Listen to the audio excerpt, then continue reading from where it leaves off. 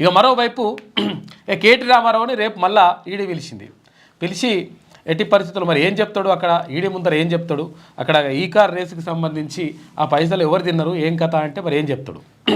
నేను తినలేదు అట్లా అంటే లొటపీస్ కేసు అంటాడా, లొటపీస్ కేసు అంటారా.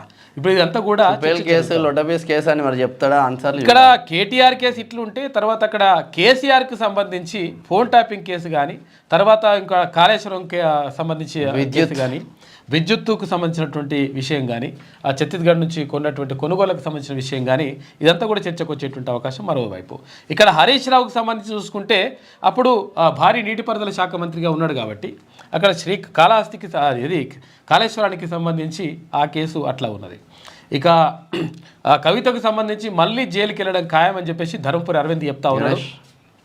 ఎందుకనంటే అక్కడ ఏది నిన్న పసుపు బోర్డును ప్రారంభించారు కేంద్రం నుంచి, అక్కడ వర్చువల్గా కేంద్ర మంత్రి పీయూష్ గోయల్, తర్వాత ఇక్కడ ధర్మపురి అరవింద్ నిజామాబాద్ ఎంపీ ధర్మపురి అరవింద్ నిజామాబాద్ కళతో పాటు తెలంగాణ కళ కూడా నెరవేరి చాలా కాలం నుంచి కూడా ఎదురు చూస్తూ ఉన్నారు. పసుపు బోర్డు ఏర్పాటు చేయాలనేటువంటి డిమాండ్ ఉంది.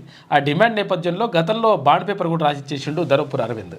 రాసిచ్చినట్టుగానే వాళ్ళ అంటే ఏదైతే చెప్పిన మాట ఏదైతే ఉందో దాన్ని హామీని నెరవేర్చేటువంటి ప్రయత్నం చేసిండు, నెరవేర్చిండు. ఇక ఈ సందర్భంగా 100% కవిత మళ్ళీ జైలుకి వెళ్ళడం ఖాయం అని చెప్పేసి మళ్ళీ ఆయన ఒక సంచలనమైనటువంటి వ్యాఖ్య చేసిండు. మరి దేంట్లో వెళ్తుంది ఏం కథ అనేది కూడా దానిపైన కూడా చూడాలి. ఇక ఎవరు సంతోష్ రావుకి సంబంధించి ఎవరు మాట్లాడతలేరట. మాట్లాడినా కానీ అది కూడా ఒక కథ నడుస్తూ ఉంది. దానికి సంబంధించి కూడా మొత్తం ఉంటుంది. మొత్తం మీద ఈ సంక్రాంతి తర్వాత రాజకీయ పరిణామాలు తీవ్రంగా ఉండేటువంటి అవకాశం ఉంది. రాష్ట్రంలో ఒక అంటే స్థానిక సంస్థలు వస్తున్నటువంటి నేపథ్యంలో అక్కడ సర్పంచ్లకు సంబంధించి ఎంపీటీసీలు, జెడ్పీటీసీలు, ఇటు కార్పొరేటర్లు, తర్వాత ఇక్కడ కౌన్సిలర్లు, వీళ్ళందరికీ సంబంధించినటువంటి ఒక చర్చ జరుగుతూ ఉంది.